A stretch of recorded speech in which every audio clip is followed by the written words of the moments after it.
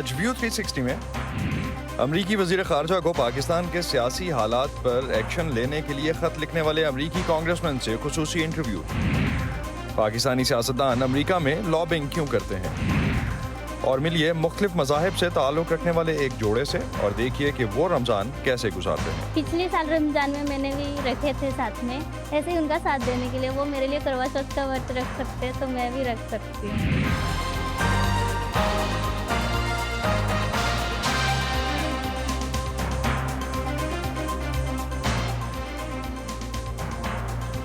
Voice of America के Washington Studios में आप सबको खुशामदीद। आप देख रहे हैं प्रोग्राम व्यू 360 और मैं हूं असदुल्लाह खालिद। अमेरिका में दूसरे ममालिक की तरफ से लॉबिंग कोई नई बात नहीं है। पाकिस्तानी सियासतदानों की तरफ से भी मुख्तलिफ अदवार में अमरीकी दारुल हुकूमत वाशिंगटन में ऐसी कोशिशें होती रही हैं। हाल ही में चंद अमरीकी शख्सियात के पाकिस्तान के हवाले से बयानात और इक़दामात को PTI के हक़ में लॉबिंग कहा गया। आज के शो में आपको मिलवाएंगे इन किरदारों से और ये अफराद इस तनकीद का क्या जवाब देते हैं वो भी जानेंगे, और पाकिस्तान के अंदरूनी मामलात में जो मुदाखलत की वो बात उन पर तनकीद हो रही है उस हवाले से उनका क्या कहना है। लेकिन इससे पहले सूडान में होने वाली खाना जंगी पर बात करते हैं। सूडान में फ़ौज और पैरामिलिट्री फोर्सेस के दरमियान आज तीसरे दिन भी लड़ाई जारी है। दारुल हुकूमत खर्तूम में मुसलसल धमाकों की आवाज़ें सुनाई दे रही हैं और अब तक की इतलात के मुताबिक तकरीबन 100 अफराद हलाक हो चुके और 1000 से ज़ायद ज़ख्मी हैं। मुस्लिम अक्सरियत वाले सूडान में तशद्दुद का ये नया सिलसिला फ़ौज और पैरामिलिट्री फोर्स के दरमियान इक़्तिदार हासिल करने की जंग का हिस्सा है। सूडानी फ़ौज के सरबराह जनरल अब्दुल फतह बुरहान और RSF के सरबराह जनरल मोहम्मद हमदान के दरमियान इक़्तिदार सिविल हुक्मरानों के हवाले करने पर तनाज़ा है। सूडान में अक्टूबर 2021 में फ़ौज और RSF दोनों ने मिलकर जमहूरी हुकूमत ख़त्म करके इक़्तिदार पर कब्ज़ा कर लिया था। खर्तूम की 50 लाख के लगभग आबादी लड़ाई की वजह से घरों तक महदूद होकर रह गई है। अमरीकी वज़ीर ख़ारजा एंटनी ब्लिंकन ने तशद्दुद के फ़ौरी ख़ात्मे का मुतालबा करते हुए दोनों सूडानी जनरल्स पर जोर दिया है कि वो सिविलियंस, गैर मुसल्लह शहरियों और सूडान में मौजूद गैर मुल्कियों की हिफाजत को यकीनी बनाएं। गुज़िश्ता हफ्ते कांग्रेसमैन ब्रेड शर्मन ने अमरीकी वज़ीर ख़ारजा एंटनी ब्लिंकन को एक ख़त में पाकिस्तान में जमहूरियत, इंसानी हुकूक और कानून की हुक्मरानी से मुतालिक अपनी तशवीश का इजहार करते हुए अमरीका की पाकिस्तान से मुतालिक पॉलिसी को इंसानी हुकूक से जोड़ने को कहा और इस मामले में ज़िम्मेदारान के एहतसाब की भी बात की। इरम अब्बासी इस वक्त हमारे साथ कैपिटल हिल से मौजूद हैं, उनसे इस हवाले से मज़ीद बात करते हैं। इरम, क्या कोई रद्द-ए-अमल आया है स्टेट डिपार्टमेंट की तरफ से इस खत के जवाब में? जी असद, मैंने वज़ीर स्टेट डिपार्टमेंट वज़ीर ख़ारजा के सामने ये सवाल रखा कि ब्रैड शर्मन के ख़त पे जो बातें उन्होंने कही और जो उनका मुतालबा था कि वज़ारत ख़ारजा जो है वो एक्ट करे, वो कोई एक्शन ले, इस हवाले से जब पूछा तो उनको ये कहना था कि स्टेट डिपार्टमेंट जनरली जो है इस तरह की पार्लिमानी ख़तों के किताबत पर बयान नहीं देता, लेकिन साथ ही साथ बयान में ये भी कहा गया है कि पाकिस्तान के साथ अमेरिका के दरीना ताल्लुकात को अमेरिका वैल्यू करता है और अमेरिकी मफाद में है कि पाकिस्तान खुशहाल हो, जमहूरी इक़्तिदार का पास रखा जाए और साथ ही साथ इंसानी हकूक़ की पासदारी की जाए।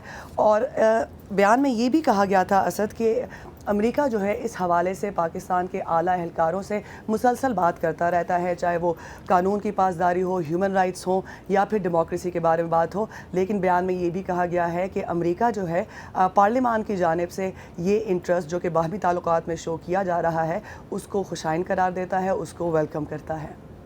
बहुत शुक्रिया इरम, आप हमें अपडेट कर रही थी कि स्टेट डिपार्टमेंट का इस पर क्या रद्द-ए-अमल आया है। अमरीकी कांग्रेसमैन ब्रेड शर्मन ने अपने इस ख़त के बाद ट्विटर पर अपने एक पैगाम में कहा कि उन्होंने फ़ोन पर साबिक़ पाकिस्तानी वज़ीर आज़म इमरान खान के साथ बातचीत भी की है। वॉइस ऑफ अमेरिका की सवा शाह खान ने अमरीकी रुकन कांग्रेस ब्रेड शर्मन से जानने की कोशिश की कि क्या उनके बयानात पाकिस्तान के अंदरूनी मामलात में मुदाखलत नहीं है।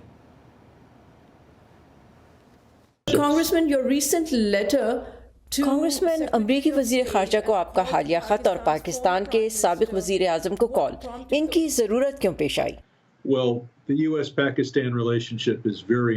अमेरिका पाकिस्तान ताल्लुकात बहुत अहम है। मैं कई दहाइयों से पाकिस्तान में इंसानी हकूक़ की हिमायत करने में शामिल रहा हूँ और ख़ास तौर पर सिंध पर तवज्जो मरकूज़ रही है। और मेरे दोस्त डॉक्टर महमूद ने मेरी तवज्जो इस बात पर दिलाई कि एक अमरीकी कांग्रेसमैन का पाकिस्तान के मौजूदा हालात पर आवाज़ उठाना उस जानिब कुछ तवज्जो हासिल करने में मददगार होगा और इसीलिए हम आज बात कर रहे हैं। exactly did इमरान खान ने आपसे क्या कहा? He wanted to make the point that he was not. वो ये बताना चाहते थे कि वो अमेरिका मुखालिफ नहीं है और ये भी कि वो कानून की हुक्मरानी पर यकीन रखते हैं। जिस वक्त हम बात कर रहे थे उसी वक्त सुप्रीम कोर्ट ने अपना फैसला जारी किया था।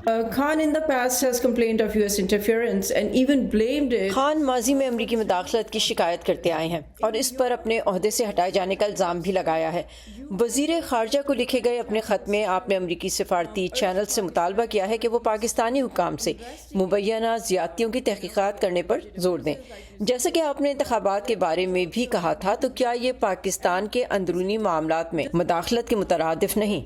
The United States all around the world supports democracy, human rights, the rule of law. America पूरी दुनिया में जमहूरियत, इंसानी हकूक, कानून की हुक्मरानी, आज़ाद प्रेस के हक, पुरअमन तरीके से मुजाहरे करने के हक को सपोर्ट करता है और ऐसी हुकूमतें जो इन तस्वुरात को पसंद नहीं करती, जो कानून की बालादस्ती की हिमायत नहीं करती, जो जमहूरियत की हिमायत नहीं करती, उसे हमेशा मुदाखलत कहती हैं। हकीकत यह है कि हम मुल्क के अंदरूनी मामलात में दखल अंदाजी नहीं करते।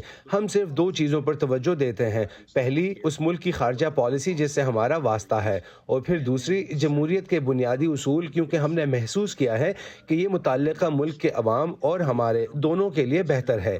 अगर जमहूरियत, कानून की हुक्मरानी, इंसानी हकूक़ की पासदारी की जाए, और यकीनन दुनिया के कुछ बदतरीन हुकूमतें क्योंकि इसका दिफा नहीं कर सकती जो वो कह रही हैं, इसलिए वो सिर्फ ये कहते हैं कि इसके बारे में बात ना करें। ट्विटर और कुछ जगहों पर लोग कह रहे हैं कि मेरा खत किसी तरह से इमरान खान की तौसीक है।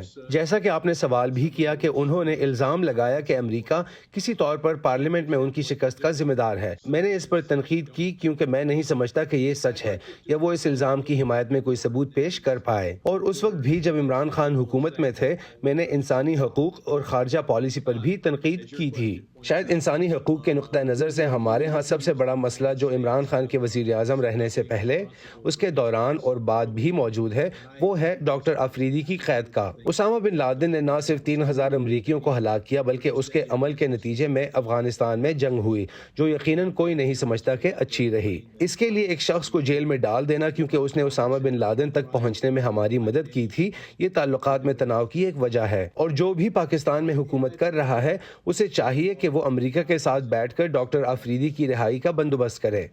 मैंने यहाँ तक कहा कि मैं सदीकी अफरीदी एक्सचेंज की हिमायत करूँगा, इसलिए नहीं कि ये इंसाफ है, सदीकी एक दहशतगर्द है, बल्कि मेरे ख्याल में डॉक्टर अफरीदी की रिहाई इस हद तक ज़रूरी है। लॉबिंग अमरीकी दारुल हुकूमत के ताकत के ऐवानों का एक मामूल है। बहुत से ममालिक, सियासतदान, बड़ी बड़ी कंपनियाँ और कारोबार अपने मफादात के तहफ़्फ़ुज़ के लिए आला अमरीकी हुकाम और ओहदेदारों की तवज्जो और रसाई के लिए लॉबिस्ट और लॉबिंग फर्म्स हायर करते हैं। माजी में पाकिस्तानी सियासतदान और हुकूमतें भी मुख्तलिफ मौक़े पर वाशिंगटन में लॉबिस्ट की खिदमत हासिल करती रही हैं। इनमें बेनज़ीर भुट्टो और नवाज शरीफ भी शामिल रहे हैं।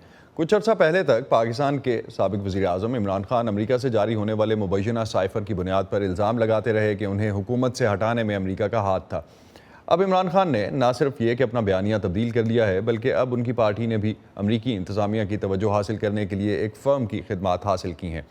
कुछ माहिरीन का ख्याल है कि हालिया चंद माह में कांग्रेस के कुछ अरकान और साबिक़ अमरीकी सफारतकार ज़ल्मे खलीलज़ाद की तरफ से PTI की हिमायत में सामने आने वाले बयानात इन्हीं कोशिशों का नतीजा हैं। वॉइस ऑफ अमेरिका की सबाशा खान ने अमेरिका में PTI के तर्जुमान सज्जाद बरकी से इस बारे में बात की और उनसे जानने की कोशिश की कि इमरान खान अमेरिका से क्या हासिल करना चाहते हैं।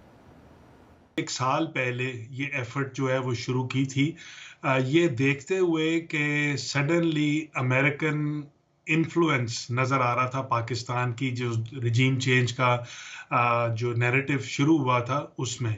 तो हमने सोचा कि क्यों ना हम यहाँ पे आके अपने लेजिस्लेटर्स के साथ बातचीत शुरू करें और उनको अप टू डेट करें कि असल सिचुएशन पाकिस्तान में क्या है।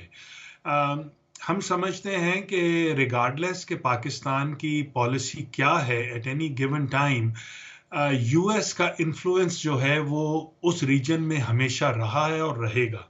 तो ये ज़्यादा चेंज आया जबकि बाइडन एडमिनिस्ट्रेशन पावर में आई, तो हमने देखा कि कुछ ताल्लुकात जो हैं वो इतने अच्छे नहीं रहे, कुछ उसमें मैं कहता हूँ गलत फहमियाँ भी थी बहुत सारी।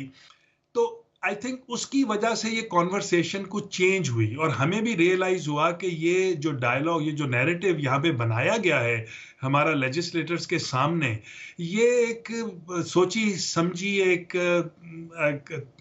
तरीके से बाजवा एडमिनिस्ट्रेशन ने किया था। और पाकिस्तान जो है वो हमेशा से यूएस के साथ in foreign policy very closely tied है due to Afghanistan and other issues. हमारा मेन एफर्ट जो है इस वक्त वो यहाँ पे है कि इधर के जो लॉ मेकर्स हैं उनको हम इन्फ्लुएंस करें, और ये नहीं, इसलिए नहीं हम इन्फ्लुएंस कर रहे कि आप हमें इमरान खान को वापस पावर में लेके आए। एब्सोल्युटली वी नेवर, ये वाली बात कभी हमारी कॉन्वर्सेशन में नहीं आती है। हम बात करते हैं उनके साथ पाकिस्तान में ह्यूमन राइट्स की, हम उनके साथ बात करते हैं डेमोक्रेसी की, हम उनके साथ बात करते हैं फ्री एंड फेयर इलेक्शंस की, हम उनके साथ बात करते हैं कि जहां जर्नलिस्ट पे जो वहां पे जुल्म हो रहा है उस मुल्क में और उनकी आवाज बंद की जा रही है। इन चीजों के मुतालिक हम चाहते हैं कि हमारे यहाँ के लॉ मेकर्स जो हैं वो सारी दुनिया में हम चैंपियन करते हैं इन सारी एफर्ट्स को, तो उनको पाकिस्तान में भी क्यों ना चैंपियन किया जाए। ये इश्यूज जो हैं ये पाकिस्तान के लिए कोई नए नहीं हैं, ये इश्यूज पहले भी पाकिस्तान में थे और जब इमरान खान साहब की हुकूमत के दौरान भी थे। तो उस वक्त क्यों नहीं आप लोगों ने इसके ऊपर आवाज़ उठाई? आवाज़ तो हमेशा उठती रहती है, लेकिन मैं नहीं समझता हूँ कि कोई इतने स्टीप थे ये इश्यूज जो है उस वक्त। अगर आप रिपोर्ट देखें जो रिपोर्टर्स विदाउट बॉर्डर्स की, और तो फ्रीडम ऑफ प्रेस के हवाले से अगर आप रिपोर्ट्स देखें तो उसमें पाकिस्तान में हर तरह की वायलेशंस हैं। तो या मतलब इश्यूज तो थे तब भी। पीटीआई लॉबिंग पर $25,000 महाना एक फर्म को और 8,3300 दूसरी फर्म को अदा कर रहा है, एक ऐसे वक्त में जबकि पाकिस्तान को माली बहरान का सामना है। तो कुछ लोग सवाल उठाते हैं कि क्या एक पाकिस्तानी सियासी जमात इस तरह के खर्चे की मुतहम्मिल हो सकती है और इसका क्या फ़ायदा होगा? आज से कोई 3 साल पहले जब इमरान खान साहब पावर में आए थे, तो 3 से ज़्यादा की बात है, मैं और आतिफ खान हम लोग तब इस्लामाबाद गए। हमारे यहाँ के एक लॉबिस्ट थे स्टीव, जो कि पाकिस्तान के लिए लॉबिंग मुशर्रफ एरा में भी कर चुके थे। तो हमारा उनसे कांटेक्ट हुआ और उन्होंने कहा कि अभी रिपब्लिकन गवर्नमेंट है और वो लॉबिंग करते हैं रिपब्लिकन्स के लिए, तो हम अब क्यों नहीं मुझे फिर से हायर करते। तो हम इस्लामाबाद गए, हमने इमरान खान साहब से एक मीटिंग की, उनसे पूछा। तो पहली बात इमरान खान साहब ने कहा कि भाई अगर वो कितने पैसे मांगते हैं, तो हमने कहा जी ओवर $1 मिलियन a year होती है तकरीबन लॉबिंग फर्म के लिए। तो उन्होंने कहा जी मेरे पास तो कोई पैसे नहीं है देने के लिए। दिस इज ऑन, ये गवर्नमेंट ऑफ पाकिस्तान के बिहाफ पे वो बात कर रहे थे। उन्होंने कहा कि अगर आप लोग इसको फंड कर सकते हैं तो आप कीजिए। तो हम वापस आए, हमने यहाँ पे अपने दोस्तों से जो डायस्पोरा है उनसे बात की और उसके बाद उस फर्म को हमने हायर किया on behalf of government of Pakistan, लेकिन $0 कॉन्ट्रैक्ट, जिसको कि हम यहाँ से पे करते थे अपनी एफर्ट्स के साथ। तो उसी बात को अब आगे चलते हुए मैं आपको बताता हूं कि वही दोस्त हमारे जो हैं, जो उस जमाने में भी हमारी हेल्प कर रहे थे, उन्होंने ही ये ऑफर किया कि वो हमें हेल्प करेंगे। कांग्रेसमैन ब्रेड शर्मन ने इमरान खान से बात करने से पहले अमेरिकी रियासत कैलिफोर्निया में पाकिस्तानी नजात सियासी और समाजी शख्सियत डॉक्टर आसिफ महमूद से मुलाकात की। डॉक्टर आसिफ महमूद के मुताबिक उन्होंने कांग्रेसमैन शर्मन को पाकिस्तान में जमहूरियत को दरपेश खतरात से आगाह किया। अपनी एक ट्वीट में डॉक्टर आसिफ महमूद ने यह भी लिखा कि उन्होंने अमेरिकी नायब सदर से भी पाकिस्तान के हालात पर बात की है। डॉक्टर आसिफ महमूद ने डेमोक्रेटिक पार्टी की तरफ से गुज़िश्ता साल नवंबर में कैलिफोर्निया से अमेरिकी कांग्रेस का इंतखाब लड़ा था। वो पहले पाकिस्तानी नजाद अमरीकी हैं जो प्राइमरी इलेक्शंस जीत कर किसी अमरीकी सियासी जमात की नामजदगी हासिल करने में कामयाब हुए और कांग्रेस का इलेक्शन लड़ा, अगरचे वो इसमें कामयाब नहीं हो पाए। सबा शाह खान ने अपने डॉक्टर आसिफ महमूद से जो इंटरव्यू किया उसमें पूछा कि वो इमरान खान के लिए ये कांग्रेशनल राब्ते क्यों करवा रहे हैं। देखें, द कोर अमेरिका की जो कोर फंडामेंटल राइट है जिस पे कि अमेरिका और अमेरिकन सिस्टम काम करता है वो डेमोक्रेसी है। जहां जहां डेमोक्रेसी खतरे में है अमेरिका इसको इंटरफेयर नहीं करते, इसको एडवोकेसी करते हैं कि हम चाहते हैं कि लोगों को उनके हकूक मिले, और लोगों को उनके हकूक जब भी मिल सकते हैं जब सब लोग एक सिस्टम में इन्वॉल्व हों। और पाकिस्तान एक बड़ा करीबी पार्टनर है, पाकिस्तान के साथ अमेरिका के बहुत अलायंस रहे हैं। अमेरिका के पाकिस्तान बहुत ज्यादा रिलाई करता है। पाकिस्तान की बिगेस्ट जो एक्सपोर्ट है वो अमेरिका में आती है, जो बिगेस्ट रेवेन्यू आता है पाकिस्तान के लिए। यहाँ से सबसे ज्यादा ट्रांजैक्शन जाती है मनी की भी अमेरिका से। तो अमेरिका और पाकिस्तान का बड़ा क्लोज रिलेशनशिप है। और ये चीज कोई दकी छुपी नहीं है कि जब अमेरिकन लॉ मेकर्स बात करते हैं तो दुनिया सुनती है।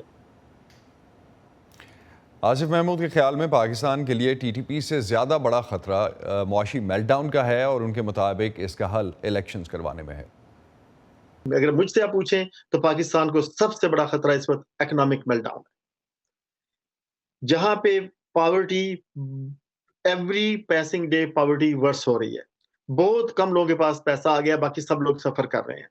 जो पॉवर्टी है और इकोनॉमिक मेल्टडाउन है वो सब चीजों को लीड करता है, चोरी को भी, रॉबरी को भी, कत्ल को भी, टेररिज्म को भी, हर चीज को।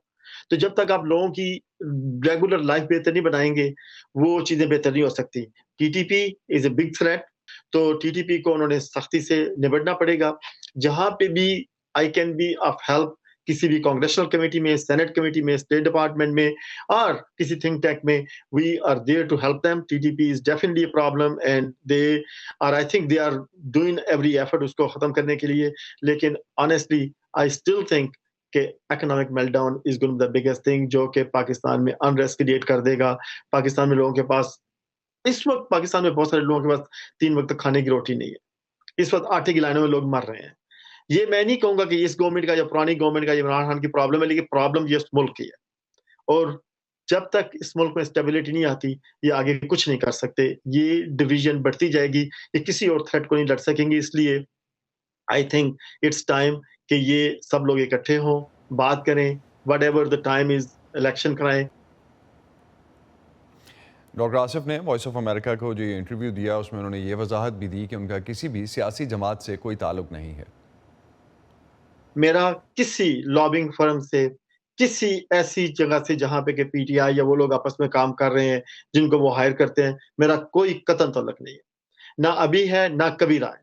मैं कोई लॉबिंग नहीं करता हूँ। My work is completely volunteer work, free and with all sincerity के लोगों को रीच आउट कर कराएं। मैं किसी के साथ कोलैबोरेट नहीं किया। जिन लोगों की भी कॉल्स गई हैं that is purely my effort, मैंने करके दिए। मैंने किसी से कोई प्रॉमिस नहीं दिया कि मुझे ही दो तो ये करूंगा, किसी ये नहीं किया। और किसी भी लॉबिंग फर्म के साथ ना मेरी को फोन कॉल हुई है, ना बात हुई है, ना असिस्टेंस मांगी है। पाकिस्तान की वज़ीर इत्तलात मरियम औरंगज़ेब ने वॉइस ऑफ अमेरिका उर्दू की वेबसाइट और सोशल मीडिया पर शाया होने वाले इंटरव्यूज़ पर अपना रद्द-ए-अमल देते हुए कहा कि ये इंटरव्यू नहीं बल्कि फॉरेन एजेंट के ग़ुलाम होने का एतराफ़ है। खबरों के पीछे नहीं भागते, हम कहानियां ढूंढते हैं, आम लोगों की खास कहानियां। मैं कोई उनसे अलग मखलूक तो ना थी, तो क्यों ना मैं एक ऐसा काम करूं कि जिसमें मैं महारत हासिल करूं, और वो नेकी क्या हो, जो छोटी छोटी कोशिशों से बदल रहे हैं बेशुमार जिंदगियां। मुझे जब भी जरूरत हुई मुझे इन्होंने माशाल्लाह कर्जा दिया और मेरा कारोबार बहुत अच्छा चला। ला रहे हैं अपने इर्द गिर्द बड़ी तब्दीलियां। अक्सर जो यहाँ बच्चे हैं वो भीख मांगने वाले बच्चे हैं, और जब ये बच्चे स्कूल में आए तो बहुत सारे बच्चे खुश हो रहे थे। आज वहीं औरतें बेहिचक अपने प्लांटों पर, मतलब अपने गोट के प्लांट पर आती हैं, पानी भरती है। हम जाते हैं खबरों से आगे। मैं हूँ नीलोफर मुगल, समन खान, सादिया ज़ेबरान झा, उमर फारूक, चित्रा डार, जीती आरानी, मुर्तजा जहरी। हम हैं वॉइस ऑफ अमेरिका।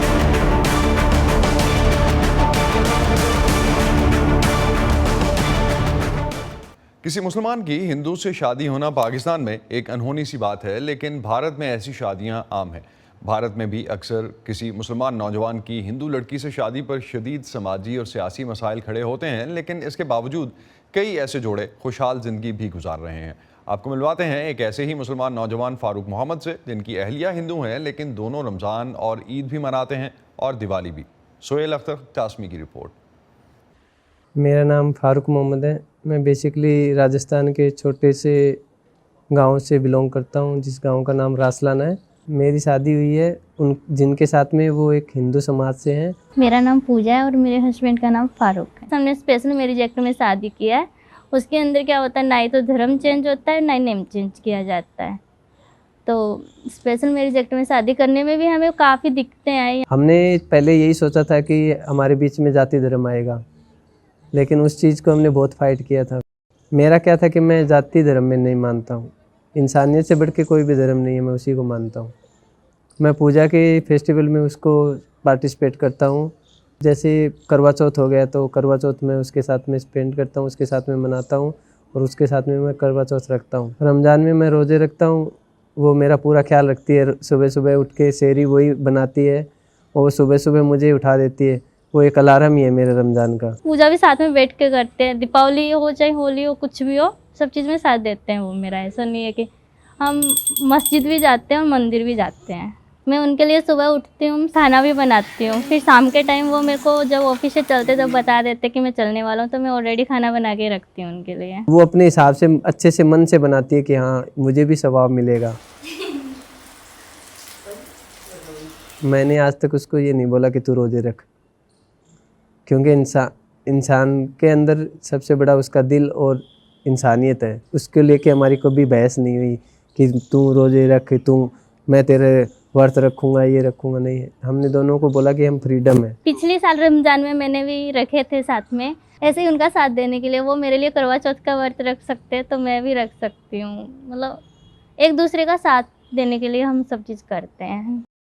नमाज में पहले कभी पढ़ता ही नहीं था। मैं मुस्लिम होने के बाद भी मैं अपने रिलीजन को इतना फॉलो नहीं करता हूँ। यहाँ पे आने के बाद में पूजा ने मुझे इसके लिए अप्रोच किया कि तू नमाज भी पढ़ा कर। उसके बाद में मैंने नमाज़ पढ़नी स्टार्ट की है। वो इसलिए बोलती है कि तू अपने कास्ट में है, तू अपने धर्म में पैदा हुआ है, तो तू अपने धर्म को भी फॉलो कर।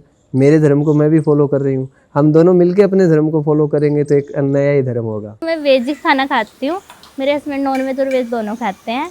और मैं नॉन वेज ना देख सकती हूँ ना बना सकती हूँ, लेकिन मेरे हस्बैंड खुद ही बनाते हैं, खुद ही खाते हैं और खुद ही बर्तन वॉश करते हैं। मेरे को नहीं बोलते कि तुम बनाओ, वो कोई प्रेशराइज नहीं करते इस चीज़ में। मेरे को ईद में मेरे को ईदी मिली थी और ड्रेसेस भी खरीदे मैंने। और खाना में हमने सेवइयाँ, नॉन वेज भी बनाया था, वेज खाना भी बनाया था। हम उस टाइम सेफ हाउस में थे तो सबने मिलकर अच्छे से ईद सेलिब्रेट किया था। आज के व्यू 360 से यही कुछ। स्टे सेफ और पाकिस्तान और खित्ते समेत दुनिया भर से अहम खबरों और दिलचस्प मालूमात के लिए आप आ सकते हैं हमारी वेबसाइट urduvoa.com पर। यह सारा कंटेंट आपको मिलेगा हमारे सोशल मीडिया प्लेटफॉर्म्स पर भी, facebook.com/VOA Urdu, यूट्यूब पर हमारा चैनल है VOA Urdu के नाम से, और ट्विटर इंस्टाग्राम पर हमारा हैंडल है @VOA Urdu। अब तक के लिए इतना ही। असदुल्लाह खालिद को इजाज़त दीजिए। खुदा हाफिज़।